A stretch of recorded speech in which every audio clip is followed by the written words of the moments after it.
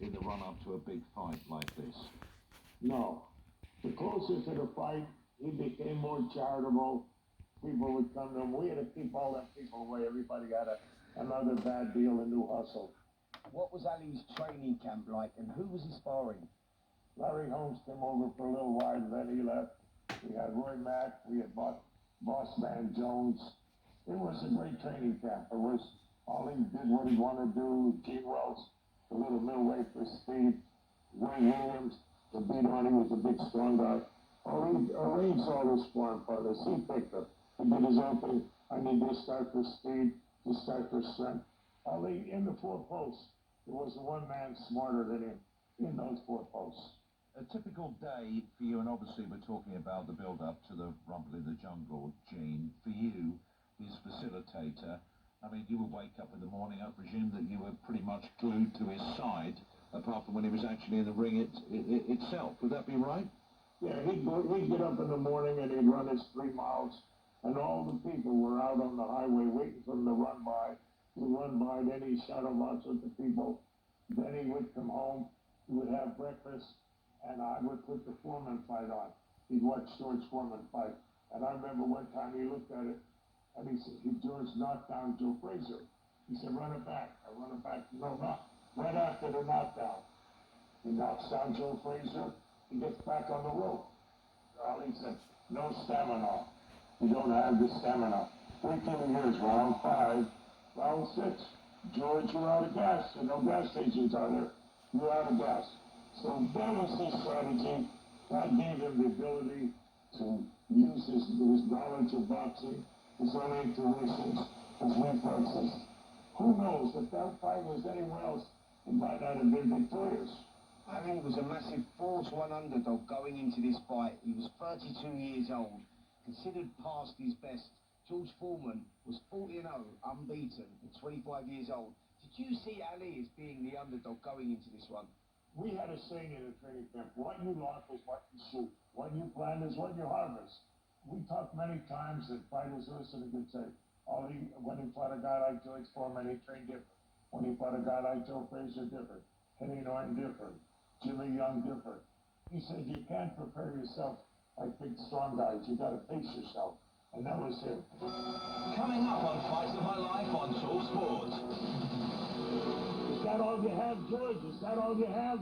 George is thinking maybe my fights were fixed before. Maybe this is another, the harder they fall. This guy has no fear.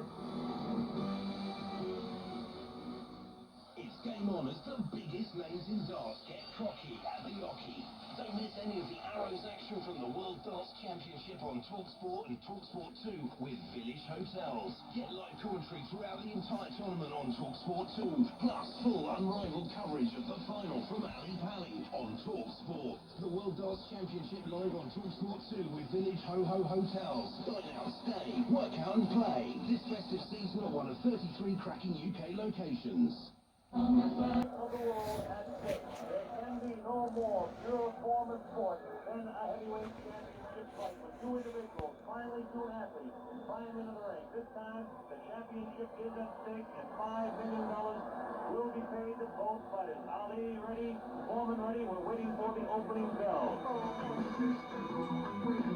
Fight of My Life on TalkSport. Russ Williams and Spencer Oliver in the company of a man who, well, nobody knew Muhammad Ali better than John Killroy. He's our special guest. He was there every millimetre of the way for the Rumble in the Jungle, 1974, Wednesday, October the 30th, in Kinshasa, Zaire. Muhammad Ali against the great George Foreman. Foreman was 25, Ali was 32. We've heard a little bit about the relationship, Gene, that you had with Muhammad Ali. And fascinating, I thought, that you were saying that all he did was he watched the occasional movie, but he was watching Foreman fights. And I know for a fact that he said to the team when they were saying, yeah, Ali, you should do this, you should do that, he said, don't tell me anything, I know what to do. That's confidence. No, it isn't. See, he listens to Casamata. The people around Ali, the training camp, they didn't know a left hook from a kick in the butt. You can't train a fighter unless you fought. You can't teach a guy to throw, kick a football unless you kicked it. You can't train a fighter unless you know how to fight. Just to clarify, Customato was obviously Mike Tyson's trainer. What's the link with Muhammad Ali with that? Okay, they met years earlier. Customato had Floyd Patterson fighting in Indiana. And Ali drove in from Kentucky. He got it. That's his three. The Browns up in style. They drove in and they met Cuss. He was just like 16 years old. And Cuss was so nice to him. He gave him time. He introduced him to Floyd Patterson. When he was getting the lead, Cuss said to him, "How much money you have?" And I got a couple of dollars. You should show me. So Cuss gave him $100. So he had money to go home. Cuss didn't know who he was or what he was going to be.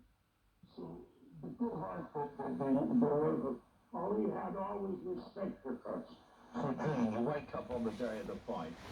What do you remember about how Ali was feeling on the day of the fight? Take us through a usual fight day for Muhammad Ali.